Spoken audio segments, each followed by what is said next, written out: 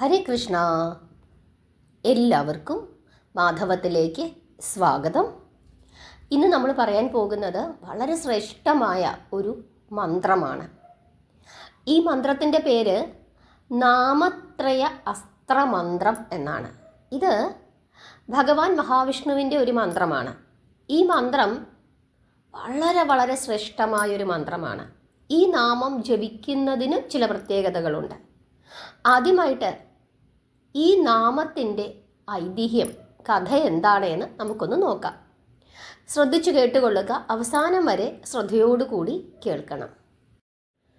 ദുർവാസാവ് മഹർഷിയുടെ ശാപത്തിൻ്റെ ഫലമായിട്ടാണ് പാലാഴി മഥനം നടന്നത് എന്ന് നമുക്കറിയാം, അല്ലേ? ദുർവാസാവ് മഹർഷി ഇന്ദ്രനെ ശപിക്കുന്നു. ജരാനരകൾ ബാധിക്കട്ടെ എന്നാണ് ശപിച്ചത്. ദുർവാസാവ് മഹർഷി കൊടുത്ത പൂമാലയെ ദേവേന്ദ്രൻ അപമാനിച്ചു എന്ന് തെറ്റിദ്ധരിച്ചിട്ടാണ് ദുർവാസാവ് മഹർഷി അങ്ങനെ ശപിച്ചത്. ദുർവാസാവ് മഹർഷി ഒരു പൂമാല ഇന്ദ്രന് കൊടുക്കുന്നു. ഇന്ദ്രൻ സന്തോഷത്തോടുകൂടി അത് വാങ്ങുന്നു. ആ മാല തലയിൽ ചൂടാനായിട്ട് ശ്രമിക്കുന്നതിൻ്റെ ഇടയിൽ ഈ മാല ഐരാവതത്തിൻ്റെ കൊമ്പിലേക്ക് ഇങ്ങനെ തൂക്കിയിടുന്നു. ആ സമയത്ത് ഭയങ്കര മണമുള്ള ഒരു പൂമാലയാണ്. അതുകൊണ്ട് ഈ മാലയിലെ തേൻ കുടിക്കാനായിട്ട്, ഈ പൂക്കളിലെ തേൻ കുടിക്കാനായിട്ട് ധാരാളം വണ്ടുകൾ അങ്ങോട്ടേക്ക് ആകർഷിക്കപ്പെടുന്നു. അങ്ങനെ ഈ വണ്ടിൻ്റെ മൂളലും ഉപദ്രവമൊക്കെ സഹിക്ക വയ്യാഞ്ഞിട്ട് ഐരാവതം ഈ മാലയെടുത്ത് താഴേക്ക് ഇട്ടിട്ട് ഒരു ചവിട്ടും കൊടുക്കുന്നു. കുറച്ചു കഴിഞ്ഞപ്പോൾ ആ വഴി ദുർവാസാവ് വീണ്ടും വരികയും താൻ കൊടുത്ത മാല വഴിയിൽ കിടക്കുന്നത് കാണുകയും ചെയ്തു. തന്നെ അപമാനിച്ചു എന്ന തോന്നൽ ദുർവാസാവിനുണ്ടാവുകയും അങ്ങനെ ഇന്ദ്രനെ ശപിക്കുകയും ചെയ്തു. ദേവന്മാർക്ക് മുഴുവനും ജരാനരകൾ ബാധിക്കട്ടെ എന്നാണ് ശാപം. പൊതുവേ ശാപത്തിനോട് വലിയ പേടിയുള്ള ആളുകളാണ് ദേവന്മാർ. സൗന്ദര്യപ്രിയരാണ്. പെട്ടെന്ന് വൃദ്ധരായി പോകും എന്ന ചിന്ത അവരെ വല്ലാതെ വിഷമിപ്പിച്ചു. അങ്ങനെ അവർ ദുർവാസാവിനെ കാണുകയും പാലാഴി കടഞ്ഞ് അതിൽ നിന്നും കിട്ടുന്ന അമൃത് ഭക്ഷിച്ചാൽ ശാപമോചനം ലഭിക്കുമെന്ന് പറയുകയും ചെയ്തു. അതനുസരിച്ചിട്ടാണ് പാലാഴി മഥനം നടക്കുന്നത്. അങ്ങനെ പാലാഴി മഥനം നടക്കുന്ന ആ അവസരത്തിലാണ് വാസുകി കാളകൂട വിഷം ഛർദ്ദിക്കുന്നത്. വാസുകി കാളകൂട വിഷം ഛർദ്ദിക്കാൻ പോകുന്ന അവസരത്തിൽ എല്ലാവരും മഹാദേവനെ നോക്കുന്നുണ്ട്. ആ സമയത്ത് മഹാദേവൻ ലോകത്തിനെ രക്ഷിക്കുന്നതിനായിട്ട് കാളകൂട വിഷം തൻ്റെ തൃക്കൈയിൽ ഏറ്റുവാങ്ങുകയും ആ വിഷം സ്വശരീരത്തിലേക്ക് സ്വീകരിക്കുകയും ചെയ്തു എന്ന് നമുക്കറിയാം.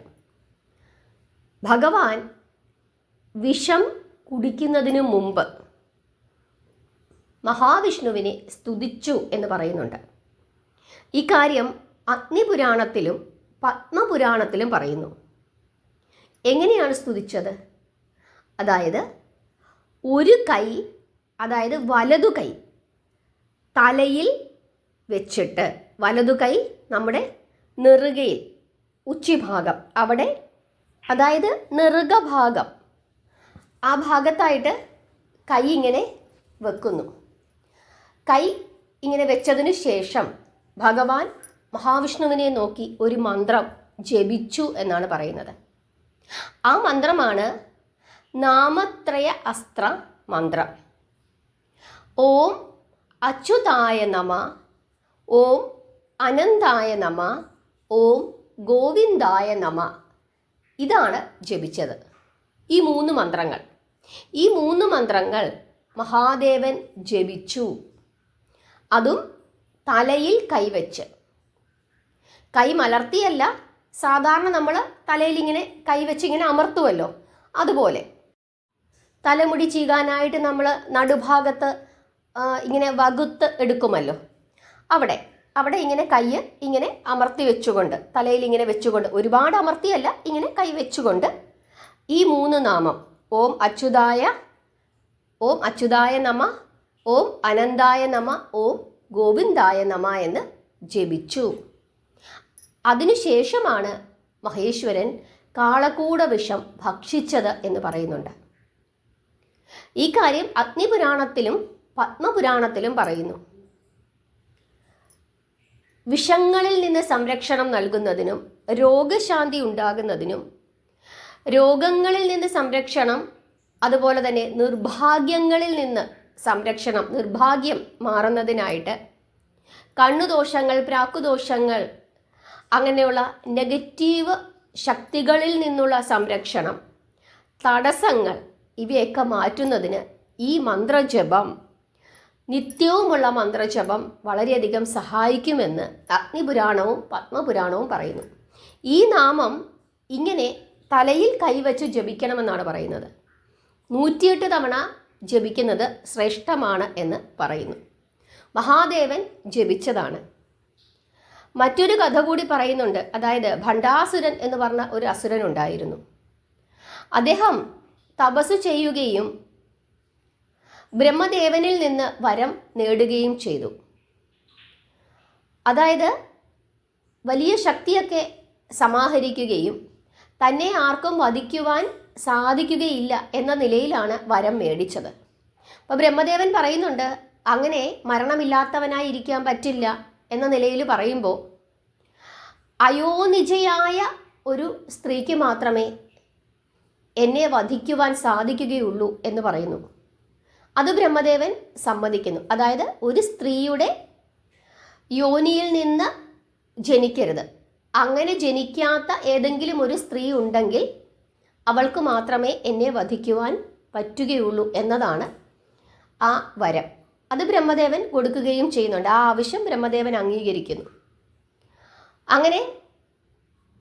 അങ്ങനെ ഒരു മരണം എനിക്ക് സംഭവിക്കുകയില്ല എന്ന് കരുതി ഇദ്ദേഹം എല്ലാവരെയും ആക്രമിച്ചു കൊണ്ടിരുന്നു. ദേവന്മാരെയും മഹർഷിമാരെയും ഒക്കെ ആക്രമിച്ചു.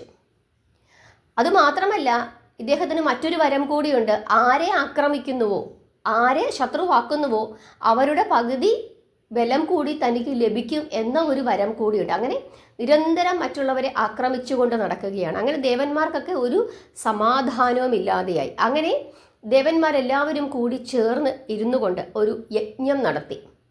ആ യജ്ഞത്തിൻ്റെ അഗ്നിയിൽ നിന്ന് പരാശക്തി ജനിച്ചുവെന്നും ദേവി ഭണ്ഡാസുരനെ വധിക്കുന്നതിനായി ശ്രീചക്രരാജരഥത്തിൽ തൻ്റെ സൈന്യങ്ങളോടൊപ്പം പോയി എന്നും പറയുന്നു. അങ്ങനെ വലിയ യുദ്ധമായി ദേവിയുമായി. ആ സമയത്ത് ഈ ഭണ്ഡാസുരൻ മഹാരോഗാസ്ത്രം എന്ന് പറഞ്ഞ ഒരു അസ്ത്രം ദേവിയുടെ സൈന്യത്തിനു നേരെ പ്രയോഗിച്ചു.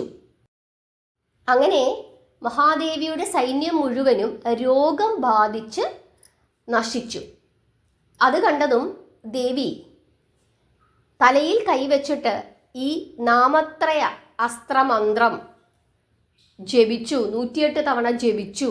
അതിൻ്റെ ഫലമായിട്ട് ദേവിയുടെ സൈന്യങ്ങൾക്കെല്ലാം വീണ്ടും ആരോഗ്യം ലഭിക്കുകയും അവരുടെ രോഗം മാറുകയും ചെയ്തു എന്ന് പത്മപുരാണം പറയുന്നു.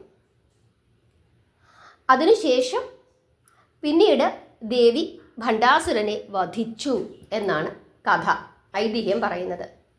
അതായത് എല്ലാ വിധത്തിലുള്ള രോഗങ്ങൾ മാറുന്നതിനും നിർഭാഗ്യത്തെ അകറ്റുന്നതിനും ശരീരത്തിന് സംരക്ഷണം ഉണ്ടാകുന്നതിനും രോഗശാന്തി ഉണ്ടാകുന്നതിനും നെഗറ്റീവ് എനർജികളുടെ ദോഷഫലങ്ങൾ ഇല്ലാതാക്കുന്നതിനും തടസ്സങ്ങൾ ഇല്ലാതാക്കുന്നതിനും ഈ മന്ത്രം, ഈ നാമത്രയ അസ്ത്രമന്ത്രം വലതു കൈ തലയിൽ വെച്ചുകൊണ്ട് ഈ മന്ത്രം നിരന്തരം ജപിച്ചുകൊണ്ടിരിക്കുക. ഏറ്റവും കുറഞ്ഞത് 108 തവണ ജപിക്കുക. ഓം അച്യുതായ നമ, ഓം അനന്തായ നമ, ഓം ഗോവിന്ദായ നമ എന്ന 3 മന്ത്രം. ഈ മന്ത്രം ഇതേ രീതിയിൽ ജപിച്ചാൽ എല്ലാ വിധത്തിലുള്ള ഐശ്വര്യങ്ങൾ ഉണ്ടാകുമെന്നും എല്ലാ വിധത്തിലുള്ള സംരക്ഷണം നമുക്ക് ഉണ്ടാകുമെന്നും വിശ്വസിക്കുന്നു. ഇതാണ് നാമത്രയ അസ്ത്ര മന്ത്രം. അഗ്നിപുരാണത്തിലും പത്മപുരാണത്തിലുമൊക്കെ തന്നെ ഈ ഒരു മന്ത്രത്തിൻ്റെ ശക്തിയെപ്പറ്റി വിശദമായി പറയുന്നുണ്ട്. നിങ്ങൾക്കെല്ലാവർക്കും മനസ്സിലായി എന്ന് വിശ്വസിക്കുന്നു.